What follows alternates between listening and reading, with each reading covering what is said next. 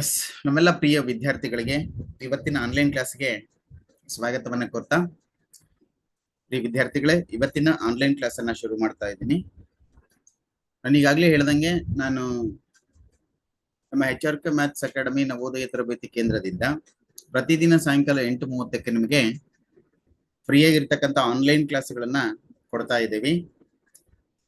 So ಇನ್ನು ಯಾರಾದ್ರೂ online ಕ್ಲಾಸ್ಗೆ ಸೇರೋರಿದ್ರೆ ಇಲ್ಲಿ ನಿಮ್ಗೆ ಒಂದು QR ಕೋಡ್ ಕಾಣಿಸ್ತಾ ಇದೆ, ಅದು ವಾಟ್ಸಪ್ ಗ್ರೂಪ್ ಇಂದದು. ಸೊ ಆ ವಾಟ್ಸಪ್ ಗ್ರೂಪಿಗೆ ನೀವು ಜಾಯಿನ್ ಆದ್ರೆ ಪ್ರತಿದಿನ ಅದಕ್ಕೆ ಲಿಂಕ್ ಹಾಕ್ತೀವಿ. ಸೊ ಆ ಲಿಂಕಿಗೆ ಕ್ಲಾಸಸ್ ಅನ್ನ ಕೇಳಬಹುದು ಅಂತ ಹೇಳ್ತಾ, ಸೊ ಇವತ್ತಿನ ಕ್ಲಾಸ್ ಅನ್ನ ಶುರು ಮಾಡೋಣ. ಸೊ ಪ್ರಿಯ ವಿದ್ಯಾರ್ಥಿಗಳೇ, ಇವತ್ತು ಸಹ ಒಂದು ಗದ್ಯ ಭಾಗವನ್ನ ನಾನು ನಿಮ್ಗೆ ತಂದಿದ್ದೀನಿ.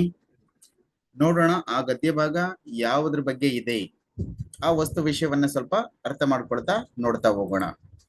ಸೊ ನಿಮಗಿಲ್ಲಿ ಕಾಣಿಸ್ತಾ ಇದೆ ಸ್ಕ್ರೀನ್ ಮೇಲೆ ಆ ಗದ್ಯ ಭಾಗ. ಎಸ್, ನೋಡ್ತಾ ಹೋಗ್ರಿ. ಗದ್ಯ ಭಾಗ ಒಂದು, ಇವತ್ತಿನ ಒಂದು ಗದ್ಯ ಭಾಗವನ್ನ ಭಾರತದ ಇತಿಹಾಸದ ಪುಟಗಳನ್ನು ತೆರೆದು ನೋಡಿದಾಗ ನಮಗೆ ವೇದಗಳ ಬಗ್ಗೆ ತಿಳಿದು ಬರುತ್ತದೆ. ಮುಖ್ಯವಾಗಿ 4 ವೇದಗಳಿವೆ. ಅವುಗಳಲ್ಲಿ ಅತ್ಯಂತ ಪ್ರಾಚೀನ ವೇದ ಋಗ್ವೇದ. ಇದು 1017ರಿಂದ 1028 ಸೂಕ್ತಿಗಳನ್ನು ಒಳಗೊಂಡಿದೆ. ಇದನ್ನ ಸಂಗ್ರಹಿಸಿದವನು ಅಂಗೀರಸ. ಇದು 10 ಮಂಡಲದಿಂದ ಕೂಡಿದೆ. ಈ ವೇದವು ಗಾಯತ್ರಿ ಮಂತ್ರವನ್ನ ಹೊಂದಿದೆ. ಇದು ಸಾವಿತ್ರಿ ದೇವತೆಯನ್ನು ಕುರಿತದ್ದಾಗಿದೆ. ಸಾಮವೇದವನ್ನು ಸಂಗೀತ ವೇದ ಎಂದು ಕರೆಯುತ್ತಾರೆ. ಯಜುರ್ವೇದದಲ್ಲಿ 2 ಭಾಗಗಳಿವೆ, ಶುಕ್ಲ ಯಜುರ್ವೇದ ಮತ್ತು ಕೃಷ್ಣ ಯಜುರ್ವೇದ. ಅಥರ್ವಣ ವೇದ ಇದು ಮಂತ್ರ ತಂತ್ರಗಳ ಬಗ್ಗೆ ಮಾಹಿತಿಯನ್ನ ನೀಡುತ್ತದೆ.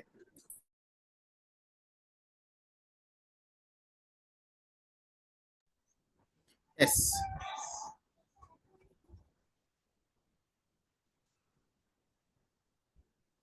ಭಾರತದ ಇತಿಹಾಸದ ಪುಟಗಳನ್ನು ತೆರೆದು ನೋಡಿದಾಗ ನಮಗೆ ವೇದಗಳ ಬಗ್ಗೆ ತಿಳಿದು ಬರುತ್ತದೆ. ಮುಖ್ಯವಾಗಿ 4 ವೇದಗಳಿವೆ. ಅವುಗಳಲ್ಲಿ ಅತ್ಯಂತ ಪ್ರಾಚೀನ ವೇದ ಋಗ್ವೇದ. ಇದು 1017ರಿಂದ 1028 ಸೂಕ್ತಿಗಳನ್ನ ಒಳಗೊಂಡಿದೆ. ಇದನ್ನ ಸಂಗ್ರಹಿಸಿದವರು ಅಂಗೀರಸ. ಇದು 10 ಮಂಡಲದಿಂದ ಕೂಡಿದೆ. ಈ ವೇದವು ಗಾಯತ್ರಿ ಮಂತ್ರವನ್ನ ಹೊಂದಿದೆ. ಇದು ಸಾವಿತ್ರಿ ದೇವತೆಯ ಕುರಿತದ್ದಾಗಿದೆ. ಸಾಮವೇದವನ್ನ ಸಂಗೀತ ವೇದ ಎಂದು ಕರೆಯುತ್ತಾರೆ. ಯಜುರ್ವೇದದಲ್ಲಿ 2 ಭಾಗಗಳಿವೆ, ಶುಕ್ಲ ಯಜುರ್ವೇದ ಮತ್ತು ಕೃಷ್ಣ ಯಜುರ್ವೇದ. ಅಥರ್ವಣ ವೇದ ಇದು ಮಂತ್ರ ತಂತ್ರಗಳ ಬಗ್ಗೆ ಮಾಹಿತಿಯನ್ನ ನೀಡುತ್ತದೆ. ಇದು 10 ಮಂಡಲದಿಂದ ಕೂಡಿದೆ. ಈ ವೇದವು ಗಾಯತ್ರಿ ಮಂತ್ರವನ್ನ ಹೊಂದಿದೆ. ಇದು ಸಾವಿತ್ರಿ ದೇವತೆಯನ್ನು ಕುರಿತದ್ದಾಗಿದೆ. ಯಜುರ್ವೇದದಲ್ಲಿ 2 ಭಾಗಗಳಿವೆ, ಶುಕ್ಲ ಯಜುರ್ವೇದ ಮತ್ತು ಕೃಷ್ಣ ಯಜುರ್ವೇದ. ಅಥರ್ವ ವೇದ ಇದು ಮಂತ್ರ ತಂತ್ರಗಳ ಬಗ್ಗೆ ಮಾಹಿತಿಯನ್ನ ನೀಡುತ್ತದೆ. ಇದಲ್ಲದೆ 4 ಉಪವೇದಗಳನ್ನ ಕಾಣುತ್ತೇವೆ. ಅವುಗಳೆಂದರೆ ಧನುರ್ವೇದ ಯುದ್ಧ ಕಲೆಯ ಬಗ್ಗೆ ತಿಳಿಸುತ್ತದೆ. ಆಯುರ್ವೇದ ಔಷಧಿ ರೋಗದ ಬಗ್ಗೆ, ಗಂಧರ್ವ ವೇದ ನೃತ್ಯ ಸಂಗೀತ ಕುರಿತು, ಶಿಲ್ಪವೇದ ಮೂರ್ತಿ ರಚನೆಯ ಬಗ್ಗೆ ಮತ್ತು ಕಟ್ಟಡ ರಚನೆ ಬಗ್ಗೆ ತಿಳಿಸುತ್ತದೆ. ಈ ಸಾಮವೇದವನ್ನ ಸಂಗೀತ ವೇದ ಎಂದು ಕರೆಯುತ್ತಾರೆ. ಇದಲ್ಲದೆ 4 ಉಪವೇದಗಳನ್ನ ಕಾಣುತ್ತೇವೆ. ಧನುರ್ವೇದ ಯುದ್ಧ ಕಲೆಗಳ ಬಗ್ಗೆ ತಿಳಿಸುತ್ತದೆ.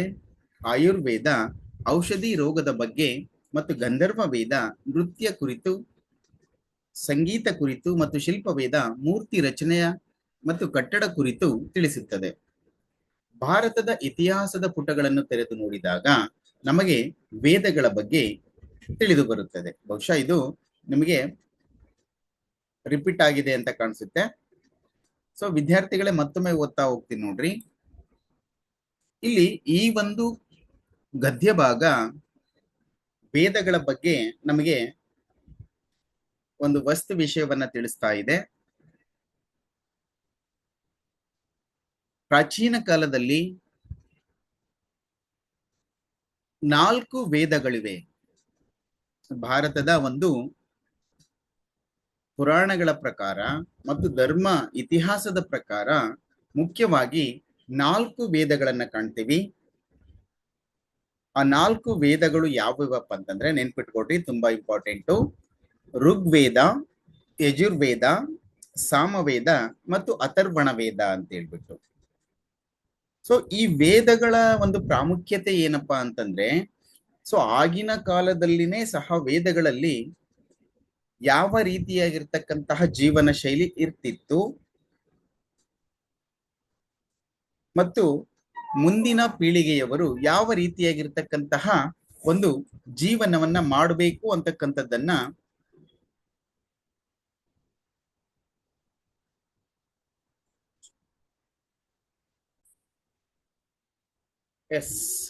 ಯಾವ ರೀತಿ ಜೀವನ ಮಾಡಬೇಕು ಮತ್ತು ಸಂಗೀತ ಯಾವ ರೀತಿ ಕಲಿಬೇಕು ಅಂತಕ್ಕಂಥದ್ದನ್ನ ಆಗಿನ ಕಾಲದಲ್ಲೇ ವೇದಗಳಲ್ಲಿ ರಚನೆ ಮಾಡಿದ್ರು. ವೇದಗಳನ್ನ ರಚಿಸಿದವರು ಈ ವೇದವ್ಯಾಸರು ಅಂತಕ್ಕಂಥ ಒಂದು ಮಾಹಿತಿ ಇದೆ ನಮ್ಮ ಇತಿಹಾಸದ ಪರಂಪರೆ ಪ್ರಕಾರ. ಆ ವೇದಗಳ ಬಗ್ಗೆ ಇಲ್ಲಿ ನಮಗೆ ಮಾಹಿತಿಯನ್ನ ಈ ಒಂದು ಘಟಕಾಂಶದಲ್ಲಿ ಕೊಟ್ಟಿದ್ದಾರೆ. ಮುಖ್ಯವಾಗಿ 4 ವೇದಗಳಿದಾವೆ ಅಂತ ಹೇಳಿದರೆ, ಆ ವೇದಗಳಲ್ಲಿ ಅತ್ಯಂತ ಪ್ರಾಚೀನ ವೇದ, ಅತ್ಯಂತ ಹಳೆಯ ವೇದ ಅಂತಂದ್ರೆ ಅದು ಋಗ್ವೇದ. ಈ ಋಗ್ವೇದ ಅಂತಕ್ಕಂಥದ್ದು ಸುಮಾರು 1017ರಿಂದ 1028 ಸೂಕ್ತಿಗಳನ್ನ ಒಳಗೊಂಡಿದೆ. ಅಂದ್ರೆ ಸೂಕ್ತಿಗಳು ಅಂತಂದ್ರೆ ಅಧ್ಯಾಯಗಳು ಅಂತನೂ ಸಹ ಅರ್ಥ ಮಾಡ್ಕೋಬಹುದು, ಅಥವಾ ಮಂತ್ರಸಾರಗಳು ಅಂತನೂ ಸಹ ಅರ್ಥ ಮಾಡ್ಕೋಬಹುದು. ಇಲ್ಲಿ 1017ರಿಂದ 1028 ಸೂಕ್ತಿಗಳನ್ನ ಒಳಗೊಂಡೈತಂತೆ, ಅದು ಋಗ್ವೇದ. ಅತ್ಯಂತ ಪ್ರಾಚೀನ ವೇದ ಅಂತ ಯಾವ್ದಾದ್ರು ಕೇಳಿದ್ರೆ ಅದನ್ನ ನಾವು ಋಗ್ವೇದ ಅಂತಾನೆ ಹೇಳ್ಬೇಕು. ಸೊ ಈ ಒಂದು ಋಗ್ವೇದವನ್ನ ಸಂಗ್ರಹಿಸಿದವರು ಯಾರಪ್ಪ ಅಂತಂದ್ರೆ ಅಂಗೀರಸ ಅಂತಕ್ಕಂತಹ ಒಬ್ಬ ವಿದ್ವಾಂಸ. ಈ ಋಗ್ವೇದ ಯಾವುದ್ರ ಬಗ್ಗೆ ಇದೆಯಪ್ಪ ಅಂತಂದ್ರೆ, ಇಲ್ಲಿ ಗಾಯತ್ರಿ ಮಂತ್ರದ ಬಗ್ಗೆ ಋಗ್ವೇದ ಇದೆ ಅಂತ ಹೇಳ್ಬಿಟ್ಟು ಈ ಒಂದು ಮಾಹಿತಿ ಹೇಳ್ತಾ ಇದೆ. ಇದು ಸಾವಿತ್ರಿ ದೇವತೆಯ ಒಂದು ಕುರಿತದ್ದಾಗಿದೆ. ಅಂದ್ರೆ ಈ ಋಗ್ವೇದದಲ್ಲಿ ಈ ಸಾವಿತ್ರಿ ದೇವತೆ ಅಂದ್ರೆ ಯಾರು, ಆ ಸಾವಿತ್ರಿ ದೇವತೆಯ ಮಹಿಮೆ ಏನು, ಆ ಸಾವಿತ್ರಿ ದೇವತೆಯನ್ನ ಯಾವ ರೀತಿ ನಾವು ಹೋಲಿಸ್ಕೋಬಹುದು ಅಂತಕ್ಕಂತಹ ಒಂದು ಮಾಹಿತಿಯನ್ನ ಈ ಒಂದು ಋಗ್ವೇದದಲ್ಲಿ ತಿಳಿಯಪಡಿಸಿದ್ದಾರೆ. ಇನ್ನು ಸಾಮವೇದ ಮುಖ್ಯವಾದ ವಿಚಾರ ಇಲ್ಲಿ. ಈ ಸಾಮವೇದ ಇದು ಸಹ 4 ವೇದಗಳಲ್ಲಿ ಒಂದು ಋಗ್ವೇದ, ಮತ್ತೊಂದು ಯಜುರ್ವೇದ ಮತ್ತು ಸಾಮವೇದ. ಇಲ್ಲಿ ಸಾಮವೇದ ಅಂತಕ್ಕಂಥದ್ದು ಸಹ ಒಂದು ವೇದ. ಈ ವೇದವನ್ನ ಸಂಗೀತ ವೇದ ಅಂತನೂ ಸಹ ಕರೀತಾರೆ. ಯಾಕಪ್ಪ ಅಂತಂದ್ರೆ ಈ ಸಾಮವೇದ ಕಂಪ್ಲೀಟ್ ಆಗಿ ಸಂಗೀತ ರೂಪದಲ್ಲಿದೆ ಮತ್ತು ಆ ಸಂಗೀತವನ್ನ, ಆ ಒಂದು ಕಲೆಯನ್ನ ಯಾವ ರೀತಿ ನಾವು ಹೋಲಿಸ್ಕೋಬೇಕು, ಯಾವ ರೀತಿ ಕಲಿಬೇಕು ಅಂತಕ್ಕಂತಹ ಸಂಪೂರ್ಣವಾಗಿರ್ತಕ್ಕಂಥ ಮಾಹಿತಿಯನ್ನ ಸಾಮವೇದ ಒಳಗೊಂಡೈತೆ. ಇಂದಿನ ಕಾಲದಲ್ಲಿ ಈ ಋಷಿವರ್ಯರು ಅಥವಾ ಈ ನೃತ್ಯಗಾರ್ತಿಯರು ಅಥವಾ ನೃತ್ಯಗಾರರು ಅಥವಾ ಈ ಸಂಗೀತಗಾರರು ಈ ಸಾಮವೇದದ ಬಗ್ಗೆ ಅತಿ ಹೆಚ್ಚಿನ ಅಧ್ಯಯನವನ್ನ ಮಾಡಿ ಸಂಗೀತವನ್ನ ಕಲಿತಾ ಇದ್ರು. ಸೊ ಆ ಸಂಗೀತ ಕಲಿಯೋದ್ರ ಮುಖಾಂತರ ಸಾಹಿತ್ಯವನ್ನ ಅವರು ರಚನೆ ಮಾಡ್ತಾ ಇದ್ರು. ಈ ಒಂದು ಸಂಗೀತಕ್ಕೆ ಪ್ರಾಮುಖ್ಯತೆಯನ್ನ ಕೊಡ್ತಕ್ಕಂತಹ ವೇದ ಯಾವುದು ಅಂತ ಕೇಳಿದ್ರೆ ನಿಮಗೆ ಅದನ್ನ ಸಾಮವೇದ ಅಂತೇಳಿ ಬರಿಬೇಕಾಗುತ್ತೆ. ಇನ್ನು ಈ ಒಂದು ಸ್ಟಾಂಜಾದಲ್ಲಿ ಯಜುರ್ವೇದದ ಅದ್ರ ಬಗ್ಗೆನೂ ಸಹ ಕೊಟ್ಟಿದ್ದಾರೆ. ಇನ್ನು ಯಜುರ್ವೇದದಲ್ಲಿ ಮುಖ್ಯವಾಗಿ 2 ಭಾಗಗಳಿಗೆ ಬಂತೆ. ಆ ಭಾಗಗಳು ಯಾವುವಪ್ಪ ಅಂತಂದ್ರೆ ಶುಕ್ಲ ಯಜುರ್ವೇದ ಮತ್ತು ಕೃಷ್ಣ ಯಜುರ್ವೇದ. ನೋಡ್ರಿ, ಇದೊಂದೇ ಸ್ಟಾಂಜದಲ್ಲಿ ನಿಮಗೆ 4 ವೇದಗಳ ಬಗ್ಗೆ ಮಾಹಿತಿ ಸಿಗ್ತಾ ಇದೆ. ಇಲ್ಲಿ ಯಜುರ್ವೇದದಲ್ಲಿ ಮತ್ತೆ 2 ಭಾಗಗಳಿವೆ, ಅವುಗಳನ್ನ ಶುಕ್ಲ ಯಜುರ್ವೇದ ಮತ್ತು ಕೃಷ್ಣ ಯಜುರ್ವೇದ ಅಂತೇಳಿ ಕರಿತೀವಿ. ಇನ್ನು ಅಥರ್ವಣ ವೇದ, ಇಲ್ಲಿ ಅಥರ್ವಣ ವೇದ ಇದು ಮಂತ್ರ ತಂತ್ರಗಳ ಬಗ್ಗೆ ಮಾಹಿತಿಯನ್ನ ತಿಳಿಸುತ್ತದೆ. ಅಂದ್ರೆ ಈ ಮಂತ್ರ ತಂತ್ರಗಳಿಂದ ದೇವತೆಗಳನ್ನ ಅಥವಾ ದೈವಿಕ ಶಕ್ತಿಯನ್ನ ಅಥವಾ ದುಷ್ಟ ಶಕ್ತಿಯನ್ನ ಯಾವ ರೀತಿ ನಾವು ಹೊಲಿಸ್ಕೋಬೇಕು, ಯಾವ ಯಾವ ದೇವರಿಗೆ ಯಾವ ರೀತಿಯಾಗಿರ್ತಕ್ಕಂಥ ಮಂತ್ರವನ್ನ ಪಠಿಸಬೇಕು ಅಂತಕ್ಕಂಥದ್ದು ಈ ಅಥರ್ವಣ ವೇದದಲ್ಲಿ ಕೊಟ್ಟಿದ್ದಾರಂತೆ. ಇಷ್ಟು ಅದಾದ ನಂತರ ಮತ್ತೆ ಯಜುರ್ವೇದದಲ್ಲಿ ಶುಕ್ಲ ಯಜುರ್ವೇದ ಮತ್ತು ಕೃಷ್ಣ ಯಜುರ್ವೇದ ಅಂತ ಹೇಳಿದ್ನಲ್ವಾ. ಅದಾದ ನಂತರ ಅಥರ್ವಣ ವೇದದಲ್ಲಿ ತಂತ್ರ ಮಂತ್ರಗಳ ಜೊತೆಗೆ ಯುದ್ಧದ ಕಲೆಯನ್ನು ಸಹ ಅದರಲ್ಲಿ ಯಾವ ರೀತಿ ಕಲ್ತ್ಕೋಬೇಕು ಅನ್ನೋದನ್ನು ಸಹ ಹೇಳಿದ್ದಾರೆ. ಇನ್ನು ಈ 4 ವೇದಗಳಾಯ್ತು. ಈ 4 ವೇದಗಳಿಗೆ ಮತ್ತೆ 4 ಉಪವೇದಗಳನ್ನ ಕಾಣಿಸ್ತೇವೆ. ಆ ಉಪವೇದಗಳು ಯಾವಪ್ಪ ಅಂದ್ರೆ ಧನುರ್ವೇದ. ಇಲ್ಲಿ ಧನುರ್ವೇದ ಅಂತಕ್ಕಂಥದ್ದು ಯುದ್ಧ ಕಲೆಗಳ ಬಗ್ಗೆ ತಿಳಿಸುತ್ತದೆ. ಯುದ್ಧ ಕಲೆಗಳು ಅಂತಂದ್ರೆ ಯುದ್ಧ ಕಲೆಗಳಲ್ಲಿ ಎಷ್ಟು ವಿಭಾಗಗಳಿದಾವೆ. ಸೊ ಯುದ್ಧಗಳಲ್ಲಿ ಆ ಒಂದು ಚಾಕಚಕ್ಯತೆಯನ್ನು ಯಾವ ರೀತಿ ತೋರಿಸ್ಬೇಕು, ಖಡ್ಗ ವಿದ್ಯೆ ಅಂದ್ರೆ ಏನು, ಬಿಲ್ ವಿದ್ಯೆ ಅಂದ್ರೆ ಏನು, ಸೊ ಅಶ್ವದಳದ ಮುಖಾಂತರ ಯಾವ ರೀತಿ ಯುದ್ಧ ಮಾಡಬೇಕು, ಕಾಲ್ ದಳದ ಮುಖಾಂತರ ಯಾವ ರೀತಿ ಯುದ್ಧ ಮಾಡಬೇಕು, ಅಥವಾ ಗಜಪಡೆಯ ಅಂದ್ರೆ ಏನು, ಆ ಗಜಪಡೆಯಲ್ಲಿ ಯಾವ ರೀತಿ ಯುದ್ಧ ಮಾಡಬೇಕು, ಚಕ್ರ ವ್ಯೂಹ ಅಂದ್ರೆ ಏನು, ತ್ರಿಶೂಲ ವ್ಯೂಹ ಅಂದ್ರೆ ಏನು. ಸೊ ಈ ರೀತಿಯಾಗಿರ್ತಕ್ಕಂತಹ ಯುದ್ಧ ಕಲೆಗಳ ಬಗ್ಗೆ ತಿಳಿಸ್ತಕ್ಕಂಥ ವೇದ ಯಾವ್ದಪ್ಪ ಅಂತಂದ್ರೆ ಅದು ಧನುರ್ವೇದ. ಈ ಧನುರ್ವೇದ ಅಂತಕ್ಕಂಥದ್ದು ಒಂದು ಉಪವೇದ, ನೆನ್ಪಿಟ್ಕೊಳ್ರಿ. ಇನ್ನು ಆಯುರ್ವೇದ, ಬಹುಶಃ ನಿಮ್ಗೆ ಗೊತ್ತಿದೆ, ಈಗಲೂ ಸಹ ಆಯುರ್ವೇದ ಅಂತಕ್ಕಂಥ ಶಬ್ದ ತುಂಬಾ ಹೆಚ್ಚಾಗಿ ಬಳಸ್ತೀವಿ. ಯಾಕೆ ಅಂತಂದ್ರೆ ಈ ಮೆಡಿಕಲ್ ಕಾಲೇಜುಗಳಲ್ಲಿ MBBS ಒಂದು ಪಾರ್ಟ್ ಆದ್ರೆ ಈ ಆಯುರ್ವೇದ ಅಂತಕ್ಕಂಥದ್ದು ಮತ್ತೊಂದು ವಿಭಾಗ ಆಗಿದೆ. ಸಾಮಾನ್ಯವಾಗಿ MBBS ಅಂದ ತಕ್ಷಣ ನಿಮ್ಗೆ ಗೊತ್ತಿರುತ್ತೆ, ಈ ಆಯುರ್ವೇದ ಅಂತಕ್ಕಂಥದ್ದು ಕೇವಲ ಔಷಧಿಗಳ ಬಗ್ಗೆ ತಿಳಿಸ್ತಕ್ಕಂತಹ ಒಂದು ವೇದವಾಗಿದೆ. ಇನ್ನು ಗಂಧರ್ವ ವೇದ, ಆಗ್ಲೇ ಹೇಳ್ದಂಗೆ ನಾನು ಗಂಧರ್ವ ವೇದ ನೃತ್ಯ ಸಂಗೀತದ ಕುರಿತು, ಮತ್ತೆ ಆ ಮೂರ್ತಿಗಳನ್ನ ಯಾವ ರೀತಿ ರಚನೆ ಮಾಡಬೇಕು, ದೇವರ ವಿಗ್ರಹಗಳನ್ನ ಯಾವ ರೀತಿ ರಚನೆ ಮಾಡಬೇಕು, ಮತ್ತು ವಿವಿಧ ವಿನ್ಯಾಸದ ಕಟ್ಟಡಗಳನ್ನ ಅಥವಾ ಕಟ್ಟಡಗಳನ್ನ ಯಾವ ರೀತಿ ರಚನೆ ಮಾಡಬೇಕು ಅಂತಕ್ಕಂಥದ್ದನ್ನ ಈ ಗಂಧರ್ವ ವೇದದಲ್ಲಿ ತಿಳಿಸಿಕೊಡಲಾಗಿದೆ. ಇಲ್ಲಿ ನೀವು ಮುಖ್ಯವಾಗಿ ತಿಳ್ಕೊಬೇಕಾಗಿರೋದು ಇಷ್ಟ ವಿದ್ಯಾರ್ಥಿಗಳೇ, 4 ವೇದಗಳಿವೆ. ಆ 4 ವೇದಗಳಿಗೆ ಉಪವೇದಗಳು ಸಹ 4 ವೇದಗಳಿವೆ. ಅಂದ್ರೆ ಒಟ್ಟಾರೆ 4 ಮುಖ್ಯ ವೇದಗಳು ಮತ್ತೊಂದು ಉಪವೇದಗಳು 4, ಒಟ್ಟು 8 ವೇದಗಳನ್ನ ನಾವು ಕಾಣ್ತೀವಿ. ಪ್ರತಿಯೊಂದು ವೇದವು ಒಂದೊಂದು ವಿಷಯದ ಬಗ್ಗೆ ನಮಗೆ ಮಾಹಿತಿಯನ್ನ ನೀಡುತ್ತೆ. ಈಗಲೂ ಸಹ ನೀವು ವೇದಗಳನ್ನ ನೋಡಬಹುದು. ಆ ವೇದಗಳು ಸಾಮಾನ್ಯವಾಗಿ ಸಂಸ್ಕೃತ ಭಾಷೆಯಲ್ಲಿದ್ದಾವೆ. ಸೊ ಆ ಒಂದು ವೇದಗಳನ್ನ ತಿಳ್ಕೊಂಡ್ರೆ ಯಾವ ಯಾವ ವೇದ ಯಾವ ಯಾವ ಒಂದು ಯುದ್ಧ ಕಲೆಗಳ ಬಗ್ಗೆ ತಿಳಿಸುತ್ತೆ ಅಂತಕ್ಕಂಥದ್ದು ನಿಮ್ಗೆ ಸ್ಪಷ್ಟವಾಗಿ ಅರ್ಥ ಆಗುತ್ತೆ.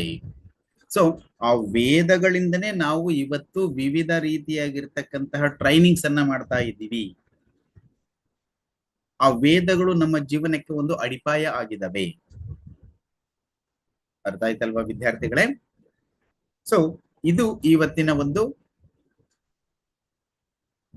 ಗದ್ಯ ಭಾಗ ಆಗಿದೆ. ಸೊ ಆ ಗದ್ಯ ಭಾಗಕ್ಕೆ ಸಂಬಂಧಪಟ್ಟಿರ್ತಕ್ಕಂತಹ ಕೆಲವೊಂದು ಪ್ರಶ್ನೆಗಳನ್ನ ನೋಡ್ತಾ ಹೋಗೋಣ. ಮುಖ್ಯವಾಗಿ ಒಟ್ಟು ಎಷ್ಟು ಉಪವೇದಗಳಿವೆ, ಒಟ್ಟು ವೇದ ಮತ್ತು ಉಪವೇದಗಳು ಎಷ್ಟಿವೆ ಅಂತ ಪ್ರಶ್ನೆ ಕ್ವಶನ್ ಕೇಳಿದ್ದಾರೆ. ಇಲ್ಲಿ ಕನ್ಫ್ಯೂಷನ್ ಆಗೋದ್ ಬೇಡ, ವೇದಗಳ ಬಗ್ಗೆನೂ ಕೇಳಿದರೆ ಮತ್ತು ಉಪವೇದಗಳ ಬಗ್ಗೆನೂ ಕೇಳಿದ್ದಾರೆ. ಒಟ್ಟು ವೇದಗಳು 4 ಇದಾವೆ, ಉಪವೇದಗಳು ಸಹ 4 ಇದಾವೆ. ಹಾಗಾಗಿ ಆಪ್ಷನ್ ಎ ನಲ್ಲಿ ಅಥವಾ ಆಪ್ಷನ್ ಆ ನಲ್ಲಿ ಕೊಟ್ಟಿದ್ದಾರೆ ನಿಮಗೆ 4 + 4 = 8. ಇದರ ಅರ್ಥ ಏನಪ್ಪಾ ಅಂತಂದ್ರೆ 4 ವೇದಗಳು ಮತ್ತು 4 ಉಪವೇದಗಳು ಸೇರಿ 8 ಆಗಿದಾವೆ ಅಂತ ಮೊದಲನೇ ಆಪ್ಷನ್ ಹೇಳುತ್ತೆ. ಇನ್ನು ಎರಡನೇ ಆಪ್ಷನ್ ಅನ್ನ ನಾವು ನೋಡೋದಾದ್ರೆ 5 + 3, 5 ವೇದಗಳು ಮತ್ತು 3 ಉಪವೇದಗಳು ಸೇರಿ ಒಟ್ಟು 8 ಇದಾವೆ ಅಂತ ಹೇಳುತ್ತೆ. ಇನ್ನು ಮೂರನೇ ಒಂದು ಆಪ್ಷನ್ ನೋಡಿದಾಗ ನಮಗೆ 3 + 5 ಅಂದ್ರೆ 3 ವೇದಗಳು ಮತ್ತು 5 ಉಪವೇದಗಳು ಅಂತಕ್ಕಂಥ ಒಂದು ಆಪ್ಷನ್ ಅನ್ನ ಕೊಡುತ್ತೆ. ಇನ್ನು 6 + 2 ಅಂದ್ರೆ 6 ವೇದಗಳು ಮತ್ತು 2 ಉಪವೇದಗಳು ಒಟ್ಟು 8 ಇದಾವೆ. ಸೊ ನಮಗೆ ಈ ಒಂದು ಘಟಕಾಂಶದಲ್ಲಿ ತಿಳಿದಿರ್ತಕ್ಕಂಥ ಮಾಹಿತಿಯ ಪ್ರಕಾರ ಒಟ್ಟು ವೇದಗಳು 4+4, 4 ವೇದಗಳು ಮತ್ತು 4 ಉಪವೇದಗಳು. ಹಾಗಾಗಿ ಮೊದಲನೇ ಆಪ್ಷನ್ ಸರಿಯಾದ ಉತ್ತರ ಆಗಿರುತ್ತೆ. ಇನ್ನು ಗಾಯತ್ರಿ ಮಂತ್ರ ಯಾವ ದೇವತೆ ಕುರಿತು ಹೇಳುತ್ತದೆ?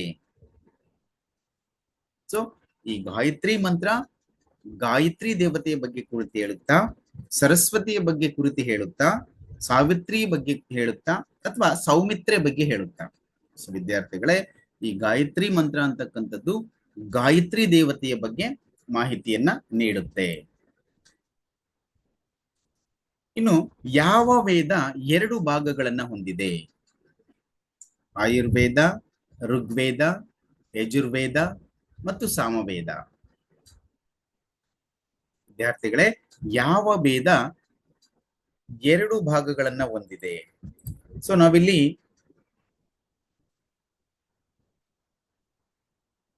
ಯಾವ ವೇದ ಅಂತ ತಿಳ್ಕೊಳ್ಳೋದಾದ್ರೆ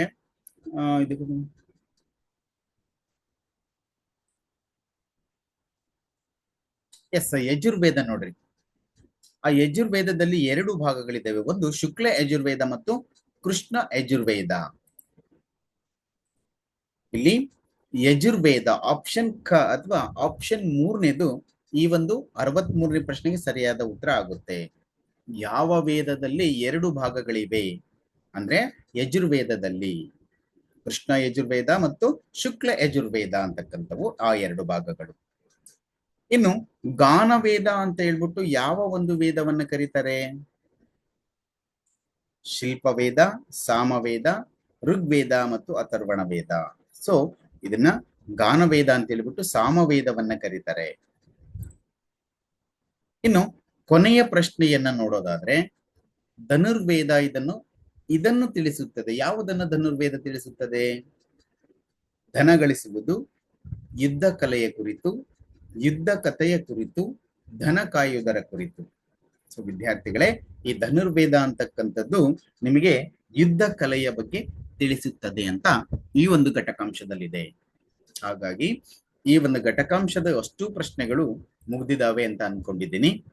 ಸೊ ಈ ಒಂದು ಘಟಕಾಂಶವನ್ನ ನಾಳೆ ನಾನು ನಿಮಗೆ ಕೇಳ್ತೀನಿ.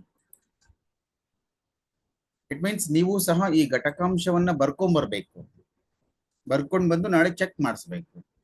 ಇನ್ನೊಂದು ಮೈಂಡ್ ಒಳಗೆ ಉಟ್ಕೊಳ್ರಿ ವಿದ್ಯಾರ್ಥಿಗಳೇ, ನಾವು ಎಷ್ಟೇ ಪಾಠ ಮಾಡಿದ್ರು ಸಹ ನಿಮ್ಮ ಒಂದು ಸೆಲ್ಫ್ ಸ್ಟಡಿ ಅಂತಕ್ಕಂಥದ್ದು ಇರುತ್ತಲ್ವಾ, ಸ್ವ ಅಧ್ಯಯನ ಅಂತೇಳಿ ಕರಿತೀವಿ. ನೀವು ಆಸಕ್ತಿಯಿಂದ ಎಷ್ಟು ಚೆನ್ನಾಗಿ ಓದ್ತೀರೋ ಅಷ್ಟು ನಿಮಗೆ ಪ್ರಶ್ನೆಗಳಿಗೆ ಉತ್ತರವನ್ನ ಬರೀತಕ್ಕಂತಹ ಕೆಪಾಸಿಟಿ ಬರುತ್ತೆ. ನಾವಾಗಿರ್ಬೋದು, ಪೇರೆಂಟ್ಸ್ ಆಗಿರ್ಬೋದು, ಬಹಳ ಜನ ನಿಮಗೆ ಹೇಳ್ಬಹುದು ಓದ್ರಿ ಓದ್ರಿ ಓದ್ರಿ ಅಂತ ಹೇಳ್ತೀವಿ. ನೀವು ಯಾವಾಗ ಸ್ವ ಕಲಿಕೆಯಲ್ಲಿ ತೊಡಗ್ತಿರೋ ಅವಾಗ್ಲೇ ನಿಮಗೆ ನಿಜವಾದ ವಿದ್ಯೆ ಅಂತಕ್ಕಂಥದ್ದು ಪ್ರಾಪ್ತಿಯಾಗುತ್ತೆ. ಇಲ್ಲದೇ ಇದ್ರೆ ಬರೀ ಪೇರೆಂಟ್ಸ್ ಮತ್ತು ಶಿಕ್ಷಕರ ಒಂದು ಒತ್ತಡಕ್ಕೋಸ್ಕರ ನೀವು ಓದ್ತಾ ಇರ್ತೀರಿ ಅಂತ ಅರ್ಥ. ಯಾವುದೇ ಕಾರಣಕ್ಕೂ ಇನ್ನೊಬ್ಬರ ಹತ್ರ ಓದೋ ವಿಷಯದ ಬಗ್ಗೆ ಹೇಳ್ಸ್ಕೋಬಾರ್ದು. 24x7 ಅಂತ ಹೇಳಿ ಕರಿತೀವಿ. ದಿನದ 24 ಗಂಟೆನೂ ಸಹ ನಿಮಗೆ ಕೇವಲ ಓದ್ಬೇಕು, ಕಲಿಬೇಕು, ಕಲಿಬೇಕು, ಕಲಿಬೇಕು, ನೆನಪಲ್ಲಿ ಇಟ್ಕೋಬೇಕು. ಇಷ್ಟೇ ನಿಮ್ಗೆ ತಲೆಯೊಳಗಿರ್ಬೇಕು. ಅದನ್ನ ಬಿಟ್ರೆ ಒಂದ್ 10 ನಿಮಿಷ ಬ್ರೇಕ್ ಬಿಟ್ರೆ ಸಾಕಪ್ಪ, ನೀವು ಆಟ ಆಡ್ತೀವಿ, ಫ್ರೆಂಡ್ಸ್ ಹತ್ರ ಮಾತಾಡ್ತೀವಿ, ಅಥವಾ ಟಿವಿ ನೋಡ್ತೀವಿ, ಇನ್ನೂ ಏನೋ ಒಂದು ಕೆಲಸ ಮಾಡ್ತೀವಿ, ಆಗ್ಬಾರ್ದು. ನಾನು ಅವಾಗ್ಲೇ ಹೇಳ್ದಂಗೆ ನಿಮಗೆ ಇದೊಂದು ವರ್ಷಗಳ ಕಾಲ ನೀವು ಒಂದ್ ಸ್ವಲ್ಪ ಕಷ್ಟಪಟ್ರೆ ನಿಮಗೆ ಹಾಸ್ಟೆಲ್ ಅಲ್ಲಿ ನಿಮಗೆ ಎಲ್ಲ ಫೆಸಿಲಿಟಿ ಸಿಗುತ್ತೆ. ನೆಕ್ಸ್ಟ್ ಇಯರ್ ತುಂಬಾ ಫೆಸಿಲಿಟಿ ಸಿಗುತ್ತೆ ನಿಮಗೆ. ಅಲ್ಲಿ ಏನು ಇಲ್ಲಪ್ಪ, ಮನೇಲಿ ಇದ್ರೆ ಅಮ್ಮ ಕೆಲಸ ಇಡ್ತಾರೆ, ಅಪ್ಪ ಕೆಲಸ ಇಡ್ತಾರೆ, ಅಥವಾ ಮನೆಗಳಿರ್ತಕ್ಕಂಥ ಎಲ್ಲ ಕಷ್ಟಗಳು ತಲೆ ಒಳಗೆ ಬರ್ತಾ ಇರ್ತಾವ ನಿಮ್ಗೆ. ಸೊ ಆ ಕಷ್ಟಗಳ ಪರಿವೇ ಇಲ್ಲದಂತೆ ನೀವು ಹಾಸ್ಟೆಲ್ ಆರಾಮಾಗಿ ಓದ್ಕೋಬಹುದು. ಅಲ್ಲಿ ನಿಮ್ಗೆ ಯಾವುದೇ ರೀತಿಯಾಗಿರ್ತಕ್ಕಂಥ ಕಷ್ಟ ಇರಂಗಿಲ್ಲ. ನಿಮ್ಮಪ್ಪ ನಿಮ್ಮಮ್ಮ ಕೆಲವೊಂದ್ ಟೈಮ್ ಮನೆಯಲ್ಲಿ ಸಮಸ್ಯೆ ಇರ್ತತೆ, ದುಡ್ಡಿನ ಕಷ್ಟ ಇರುತ್ತೆ, ಅದು ನಿಮ್ ಕಣ್ಣಿಗೆ ಕಾಣಿಸ್ತಾ ಇರ್ತತೆ. ಸೊ ಅವಾಗ ನಿಮ್ಗೂ ಸಹ ಇನ್ಫೀರಿಯಾರಿಟಿ ಬಂದು ನಾನು ಅಯ್ಯೋ ದೇವ್ರೆ, ನಾನು ನಮ್ಮಪ್ಪಗೆ ಎಷ್ಟು ಕಷ್ಟ ಇದೆ, ನಮ್ಮಮ್ಮಗೆ ಎಷ್ಟು ಕಷ್ಟ ಇದೆ ಅಂತ ಹೇಳ್ಬಿಟ್ಟು ನಮ್ಮ ಒಂದು ಮೈಂಡ್ ಸೆಟ್ ಡೈವರ್ಷನ್ ಆಗ್ತಕ್ಕಂಥ ಚಾನ್ಸಸ್ ಇರುತ್ತೆ. ಆದ್ರೆ ನಿಮ್ಗೆ ಹಾಸ್ಟೆಲ್ ನಲ್ಲಿ ಯಾವುದೇ ರೀತಿಯಾಗಿರ್ತಕ್ಕಂಥ ಕಷ್ಟ ಇಲ್ಲ. ಟೈಮ್ ಟು ಟೈಮ್ ಟಿಫನ್ ಹಾಕ್ತಾರೆ, ಟೈಮ್ ಟು ಟೈಮ್ ಊಟ ಇರುತ್ತೆ, ಟೈಮ್ ಟು ಟೈಮ್ ಕ್ಲಾಸಸ್ ನಡೀತಾ ಇರ್ತವೆ, ಫ್ರೆಂಡ್ಸ್ ಇರ್ತಾರೆ ಆಟ ಆಡ್ಲಿಕ್ಕೆ. ಇನ್ನೇನ್ ಬೇಕಾಗಿರುತ್ತೆ ನಿಮಗೆ ಈ ಒಂದು ವಯಸ್ಸಲ್ಲಿ? ಕೇವಲ ಆಟ ಆಡೋದು, ಊಟ ಮಾಡೋದು, ಟೈಮ್ ಟು ಟೈಮು ಪಾಠ ಕಲಿಯೋದು. ಸೊ ಈ ಪ್ರಾಥಮಿಕ ಹಂತದಲ್ಲಿ ಅಂದ್ರೆ ಈ 5ನೇ ಕ್ಲಾಸ್ ಇಂದ 8ನೇ ಕ್ಲಾಸ್ 9ನೇ ಕ್ಲಾಸ್ ತನಕ ಈ ಮೂರು ಕೆಲಸಗಳು ಪರ್ಫೆಕ್ಟ್ ಆಗಾದ್ರೆ ನಿಮಗೆ ಉತ್ತಮವಾಗಿರ್ತಕ್ಕಂಥ ಫೌಂಡೇಶನ್ ಬೀಳುತ್ತೆ. ನಿಮಗೆ ಮನೆಯಲ್ಲಿದ್ರೆ ಈ ರೀತಿಯಾಗಿರ್ತಕ್ಕಂಥ ಫೌಂಡೇಶನ್ ಬೀಳಲ್ಲ, ಅದ್ರ ಬದಲಾಗಿ ಬೇರೆ ಬೇರೆ ರೀತಿಯಾಗಿರ್ತಕ್ಕಂಥ ವಿಷಯಗಳೆಲ್ಲವೂ ಸಹ ತಲೆಗೆ ಹೋಗ್ತವೆ. ಯಾಕೆಂದ್ರೆ ಒಂದು ಮನೆ ಅಂದ್ಮೇಲೆ ಎಲ್ಲಾ ಸಮಸ್ಯೆಗಳು ಬಂದು ಹೋಗ್ತವೆ. ಪ್ರತಿಯೊಂದು ಮನೆಯಲ್ಲಿ ಎಲ್ಲ ಸಮಸ್ಯೆಗಳು ಬಂದು ಹೋಗ್ತವೆ. ಆ ಸಮಸ್ಯೆಗಳು ನಿಮ್ ತಲೆ ಒಳಗ್ ಬರಬಾರ್ದು ಕಲಿತಕ್ಕಂಥ ವಯಸ್ಸಲ್ಲಿ. ಸೊ ಆ ಸಮಸ್ಯೆಗಳು ಏನಾದ್ರೂ ನಿಮ್ ತಲೆ ಒಳಗ್ ಬಂದ್ರೆ ಈ ಕಲಿಲಿಕ್ಕೆ ಆಸಕ್ತಿ ಇರೋದಿಲ್ಲ. ಆದ್ದರಿಂದ ನಿಮಗೆ ಈ ಬೇಸಿಕ್ ಎಜುಕೇಶನ್ ಅಂತಕ್ಕಂಥದ್ದು ಅಥವಾ ಪ್ರಾಥಮಿಕ ಹಂತದಲ್ಲಿ ಏನು ಶಿಕ್ಷಣ ಇರುತ್ತಲ್ವಾ, 1ನೇ ಕ್ಲಾಸಿಂದ ಅಥವಾ 5ನೇ ಕ್ಲಾಸಿಂದ SSLC ತನಕ, ಅದನ್ನ ಹಾಸ್ಟೆಲ್ ಅಲ್ಲಿ ತಗೊಂಡ್ರೆ ತುಂಬಾ ಚೆನ್ನಾಗಿ ಬೇಸಿಕ್ ಬೀಳುತ್ತೆ ನಿಮಗೆ. ಅಲ್ಲಿ ಟೀಚರ್ಸ್ ಪ್ರತಿಯೊಂದು ಸಬ್ಜೆಕ್ಟ್ ಟೀಚರ್ಸ್ ಇರ್ತಾರೆ, ಕಣ್ಣಲ್ಲಿ ಕಣ್ಣಿಟ್ಟು ನೋಡ್ಕೊಳ್ತಾರೆ. ಬಿಕಾಸ್ ಆಫ್ ಬೇರೆಯವರ ಮಕ್ಕಳನ್ನ ಯಾವ ರೀತಿ ನೋಡ್ಕೋಬೇಕಂತ ಹೇಳ್ಬಿಟ್ಟು ಅಲ್ಲೆಲ್ಲ ಟೀಚರ್ಸ್ಗೆ ಟ್ರೈನಿಂಗ್ ಕೊಟ್ಟಿರ್ತಾರೆ. ಅಲ್ಲಿ ಯಾವ ಅಪಾಯನೂ ಆಗಲ್ಲ. ಮತ್ತೆ ಜೀವನದ ಮೌಲ್ಯಗಳನ್ನ ಕಲಿತೀನಿ ನೀನು. ಎಲ್ಲ ವಿದ್ಯಾರ್ಥಿಗಳು ಅಲ್ಲಿ ಎಕ್ಸಾಮ್ ಬರೆದು ಪಾಸ್ ಆಗಿ ಬಂದಿರ್ತಾರೆ. ಎಲ್ಲ ಜಾಣ ವಿದ್ಯಾರ್ಥಿಗಳೇ ನಿಮಗೆ ಸಿಗೋದು. ನಿಮ್ಮೂರಲ್ಲಿ ನಿಮ್ಮ ಶಾಲೆಯಲ್ಲಿದ್ರೆ ನಿಮ್ಗೆ ಕೇವಲ ಸಿಗ್ತಕ್ಕಂಥದ್ದು ನಿಮ್ಮ ಊರಿನ ವಿದ್ಯಾರ್ಥಿಗಳು ಮಾತ್ರ.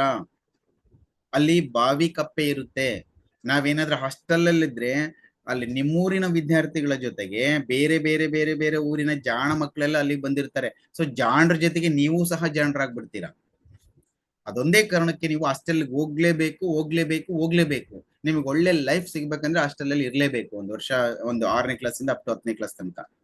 ಸೊ ಈ ನಿಟ್ಟಿನಲ್ಲಿ ನೀವು ಪ್ರಯತ್ನ ಮಾಡ್ರಿ, ಸಕ್ಸಸ್ ಆಗ್ರಿ ಅಂತ ಹೇಳ್ತಾ, ನಿಮಗಿನ್ನೂ ಸಕ್ಸಸ್ ಆಗ್ಲಿಕ್ಕೆ ಏನು ಮಾಹಿತಿಗಳು ಬೇಕು, ನಮಗೆ ಸಾಧ್ಯವಾದಷ್ಟು ನಿಮಗೆ ಮಾಹಿತಿಯನ್ನ ಮಾರ್ಗದರ್ಶನವನ್ನ ಕೊಡ್ತೀವಿ ಅಂತ ಹೇಳ್ತಾ, ನೀವು ಸ್ವತಃ ಓದ್ಕೊಳ್ರಿ ಅಂತ ಹೇಳ್ತಾ ಇವತ್ತಿನ ತರಗತಿಯನ್ನ ಮುಗಿಸ್ತಾ ಇದ್ದೀನಿ ವಿದ್ಯಾರ್ಥಿಗಳೇ. ನಾಳೆ ಲೈವ್ ಕ್ಲಾಸ್ ಅಲ್ಲಿ ಬೆಳಗ್ಗೆ 8 ಗಂಟೆಗೆ ಎಲ್ಲರೂ ಸಹ ಕ್ಲಾಸ್ ಅಲ್ಲಿ ಸಿಗೋಣ. ಮತ್ತೆ ನಾಳೆ, ಅಲ್ಲಿ ತನಕ ನಮಸ್ಕಾರ.